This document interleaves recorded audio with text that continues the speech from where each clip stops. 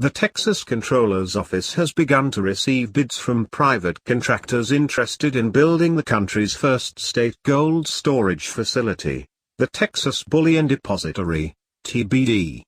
When Texas Governor Greg Abbott signed into law the bill providing for it last July, he said it was all about saving fees being paid to store the state's gold in New York banks.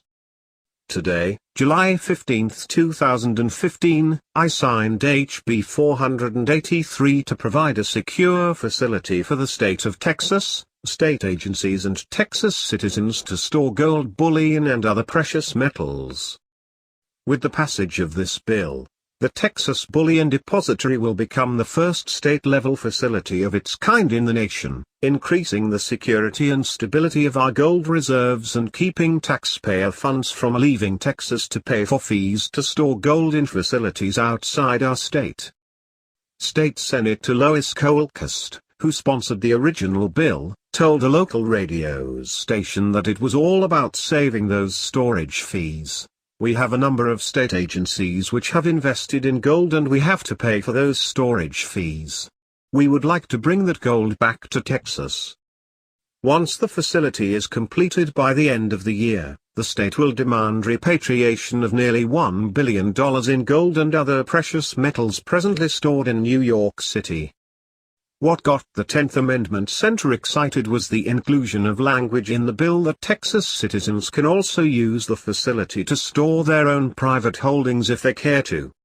The bill's language also included setting up a facility, outside of the Federal Reserve System, that would allow those private citizens to write checks on their precious metals balances.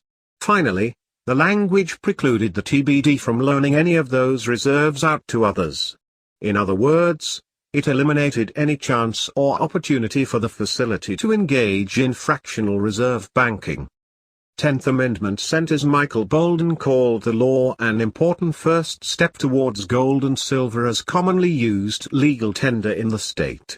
By making gold and silver available for regular daily transactions by the general public, the new law has potential wide-reaching effect. In addition, Bolden added that the TBD would undermine the monopoly of the Federal Reserve System by introducing competition into the monetary system. Bolden's enthusiasm was bolstered by William H. Green, a professor of economics at New York University's Stern School of Business, who wrote, "Over time, as residents of the state use both Federal Reserve notes and silver and gold coins, the fact that the coins hold their value more than Federal Reserve notes do will lead to a reverse Gresham's law effect, where good money, gold and silver coins, will drive out bad money, Federal Reserve notes. As this happens, a cascade of events can begin to occur, including an influx of banking business from outside the state, and an eventual outcry against the use of Federal Reserve notes for any transactions." Although Professor Green refers to gold and silver coins, his reasoning is valid for currency that is backed 100% by gold and silver bullion. And this is most encouraging to Bolden, who said, "Once things get to that point, Federal Reserve notes would become largely unwanted and irrelevant for ordinary people. This would in effect be nullifying the Fed on a state level." Texas is not the only state that recognizes that gold and silver are legal tender on the state level, as guaranteed by the U.S. Constitution, see its Contract Clause, Article I, Section 10, Clause 1. Oklahoma, Utah, and Louisiana have formally declared that that clause is also operative in their states.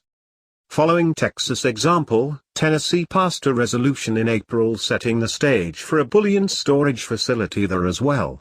Passage of a bill providing for the construction of a bullion depository and banking facility is likely, since the resolution itself was passed unanimously by both houses of the volunteer state. Little sparks set big fires, or, as Samuel Adams expressed it, it does not take a majority to prevail, but rather an irate, tireless minority, keen on setting brush fires in the minds of men. May this Texas spark set a conflagration that ultimately burns down the entire fractional reserve banking system along with its chief enabler, the Federal Reserve System. Its Federal Reserve notes are neither federal nor are they backed by any reserves. It is hoped that the Texas experiment will prove the fact, expose the lie, and ultimately end the